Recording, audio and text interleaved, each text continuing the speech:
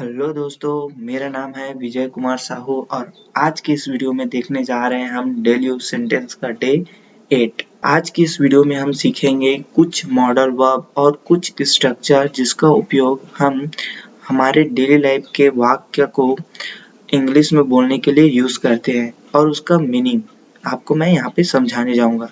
जैसे कि आप जानते हो डेली यूज सेंटेंस पढ़ते हैं, तो डेली यूज सेंटेंस पढ़ने का बेनिफिट ये होता है कि हम चीज़ों को इंग्लिश में बोलते कैसे हैं, जैसे कि चैनल, आस्था चैनल लगा दो, ये चैनल लगा दो। बहुत सारी चीज़ें जो हमारे कॉमन होते हैं, बहुत सारी चीज़ें जिसको हम अगर ऐसे बुक पढ़ने जाएं या पेपर पढ़ने जाएं तो हमें वो वाक्य जो हमारे डेली लाइफ में यूज होता है वो सभी नहीं दिखाई देते। इसलिए हमें इंग्लिश सीखते समय डेली यूज सेंटेंस सीखना या पढ़ना चाहिए। तो लेट्स स्टार्ट। आज का पहला वाक्य है, मैं तुम पर भरोसा कैसे कर सकता हूँ। How can I trust you. How can I trust you. Trust मतलब होता है भरोसा। हम रास्ता भूल गए। We have lost our way. We have lost our way. रास्ता को वे बोला जाता है। यात्रा करते समय सामान कम लेकर जाना चाहिए। You should travel light. You should travel light. यहाँ पे शुड एक क्या है, मॉडल वर्ब चाहिए के लिए शुड यूज करते हैं। वह कल स्कूल जा रहा होगा। He will be going to school tomorrow. ये फ्यूचर कंटिन्यूअस है। He will be going to school tomorrow. वह आज आ रहा होगा। He would be coming today. यहाँ पे देखो आ रहा होगा, कोई काम कर रहा होगा, और यहाँ पे देखो वह कल स्कूल जा रहा होगा। तो इसमें वो कल, यहाँ पे जो टाइमिंग है उसको समझने की कोशिश करते हैं। जैसे वह आज आ रहा होगा, जैसे अभी, आज, अभी मान के चलते हैं कि अभी 12 बजा हुआ है और मैं अभी बोल रहा हूँ कि वो 12 बजे आ रहा होगा। अभी भी यहाँ मैं जो बोल रहा हूँ तब भी 12 बजा हुआ है और वो आ रहा है तब भी 12, मतलब 12 बज रहा है। तो ये फ्यूचर कहाँ हुआ, ये तो प्रेजेंट हुआ ना। तो जब बात फ्यूचर, वाक्य के लास्ट में फ्यूचर का साइन हो बट उसमें बात हो रहा है प्रेजेंट का, तो उस जगह विल न लगा के वुड का उपयोग किया जाता है। वह आज आ रहा होगा। वह आज आ रहा होगा। He would be coming today. He would be coming today. Glass में थोड़ा पानी और डालो। Pour some water. Pour some more water into the glass. यहाँ पे एक जब ऑब्जेक्ट को लिक्विड चीज को एक ऑब्जेक्ट से जब दूसरे ऑब्जेक्ट में डाला जाता है तो उसको बोला जाता है pour। ग्लास में थोड़ा पानी और डालो। Pour some more water into the glass. पत्र डाक द्वारा भेजा गया। Letter was sent by the post. Letter was sent by the post. Motorcycle का अगला पहिया पंचर है। The front tire of the bike is punctured. The front tire of the bike is punctured. यहाँ पे एक होता है पंचर जब कोई खिल लग जाता है और एक समय आता है जब एयर ज़्यादा हो जाने के कारण फट जाता है तो उसको फ्लैट बोला जाता है। The front tire of the bike is flat.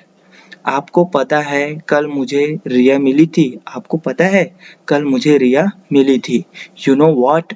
I met Riya yesterday. You know what? I met Riya yesterday. अपने कमरे में जाओ और इंतजार करो। Go to your room and wait there. कृपया मेरे लिए एक गिलास पानी लाइए। Please bring a glass of water for me. Please bring a glass of water for me. Shyam तुम्हारे पीछे खड़ा था। Shyam was standing behind you. Shyam was standing behind you.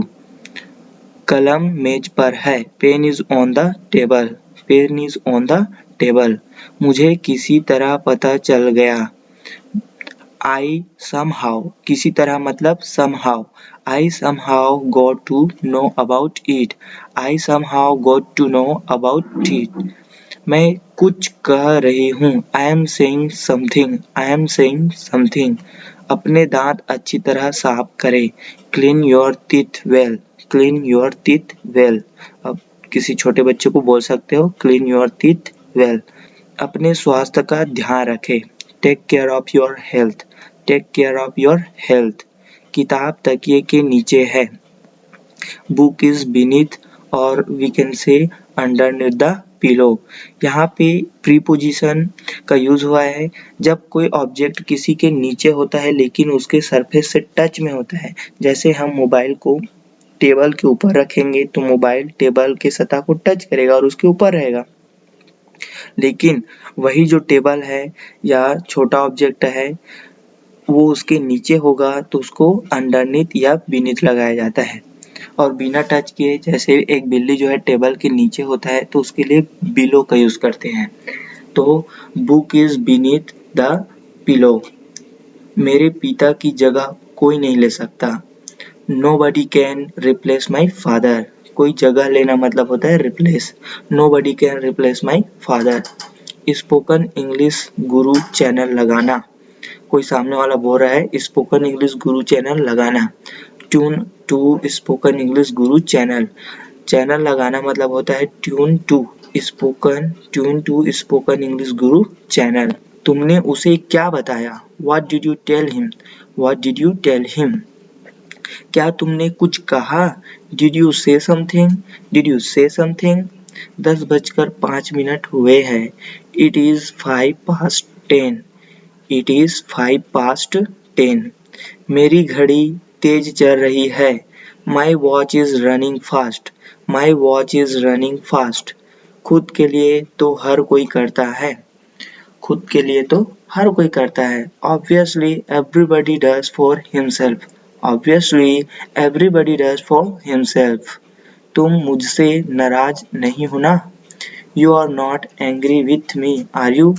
तुम मुझसे नाराज नहीं हो ना? Are you? You are not angry with me, are you? You are not angry with me, are you? तुम कहाँ कुछ कहती हो? You hardly ever speak। You hardly ever speak। You hardly ever speak। कहीं घूमने जाने का मन कर रहा है। कहीं घूमने जाने का मन कर रहा है। I feel like going somewhere। I feel like going somewhere। मन कर रहा है को इंग्लिश में feel like बोला जाता है। I feel like going somewhere। अच्छा समय आएगा। Better time will come। Better time will come। बादल गरज रहे हैं। Clouds are thundering। Thundering मतलब होता है गरजना। Clouds are thundering। आज के बाद वो तुम्हें कभी चोट नहीं पहुंचाएगा। Now onwards। आज के बाद को क्या बोला जाता है? Now onwards। He will never hurt you। He will never hurt you। Next। मैं तुम्हें जाने नहीं दूंगा। I will not let you go। I will not let you go। मन तो किया उसे एक थप्पड़ लगा दूं। I felt like slapping him। यहाँ पे पास्ट इंडेफिनिट होने के कारण feel का क्या होगा? felt।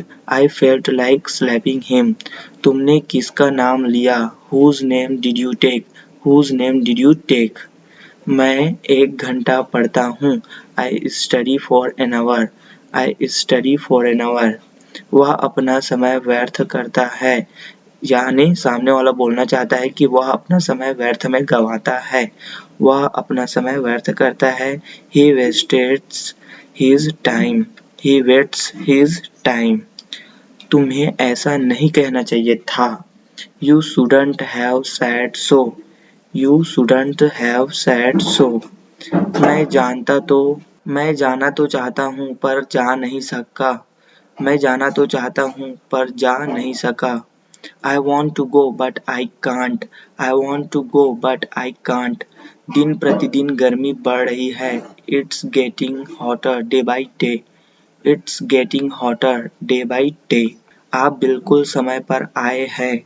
आप बिल्कुल समय पर आए हैं। You are just in time। You are just in time। बताओ मुझे क्या करना चाहिए? Tell me what should I do। Tell me what should I do। वो दिल्ली से अभी-अभी आया है।